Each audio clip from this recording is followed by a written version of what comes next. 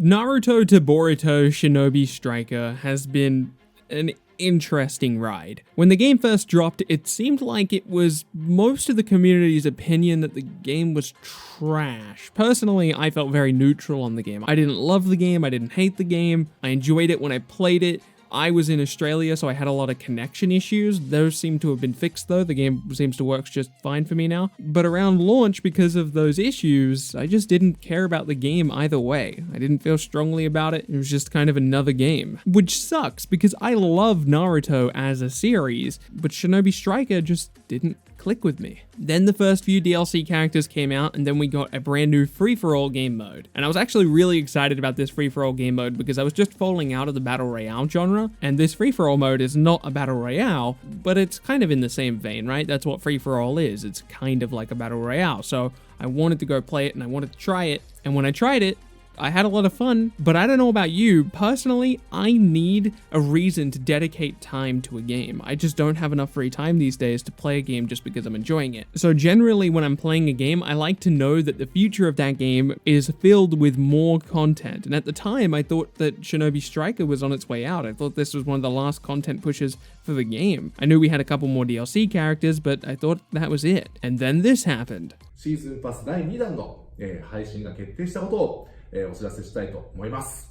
So I suppose I'm going to be playing Shinobi Strikers now. I didn't see that coming, but I'm a Shinobi Striker player now. I've been going back to the game. I've been having a little bit of fun with it. I played it this afternoon for the first time in a very, very long time. I had to start up a new account, and I've been enjoying it. Let's talk about Season 2. The first season of DLC was Jiraiya, Sarutobi, Orochimaru, and then a 3-character pack. Tobirama, Minato, Hashirama, then Tsunade, Obito, and finally Madara. That's 9 DLC characters. Now, we don't know anything specific about Season 2. We don't know if we're going to get another 9 characters. We don't know if we're going to get less than 9 characters, or if we're going to get even more than 9 characters. But because of that lack of information surrounding Season 2, I don't want to make a prediction list, although I do think I will in the future when we have more info. But for the sake of this video, I thought it would be fun to do a wish list. I'm going to assume that we're going to get 9 DLC characters in the next pass. And it doesn't really matter if that ends up being true or not, because this is just a wish list. So here are my 9 characters I would like to see added to Shinobi Strikers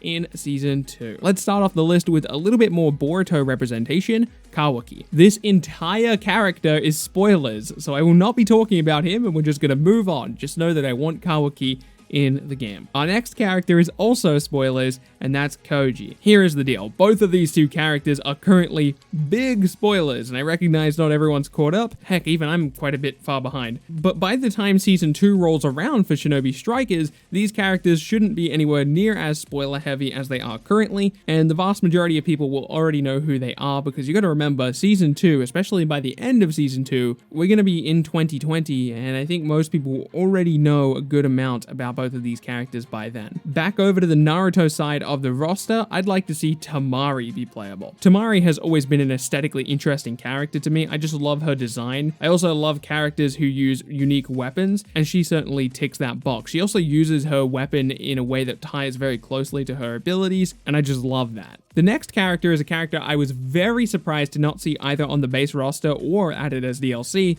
and that's Kimimaro. I don't know about you, but as a kid, I thought Kimimaro was one of the most terrifying characters I'd ever seen. Even now, as an adult, I love that design. He fights in such a unique way, and that's one of the key aspects of Naruto I like so much. Each character fights in a very unique and interesting way, and Kimimaro is a beautiful example of that. Another character I thought was terrifying as a kid, Sasori. Sasori is such a badass, but I also recognize how difficult it would be to design Sasori for a game like this. I do hope they can pull it off, or at least they give it a try, because I would love the chance to play as Sasori, and the fact that there is no puppet user at all in Shinobi Strikers is a little bit disappointing, because I mean, the puppet user aesthetic is kind of important to Naruto. None of them have ever been a particularly impactful character, but it's certainly an archetype that's covered in the series, but yet no representation for it in Shinobi Striker. These next two characters I'm going to be talking about, I'm going to be saying similar things for, so I'm just going to talk about them at the same time, and that's Kiba and Shino. For those out of the loop, Sergio M3 did data mine the initial DLC characters for Shinobi Strikers. Both Kiba and Shino were listed in a different section of the game. More than likely they were initially planned for the base roster and then cut, and then they didn't get added as DLC, but they're doing a season 2 now, so I don't see why they wouldn't revisit the characters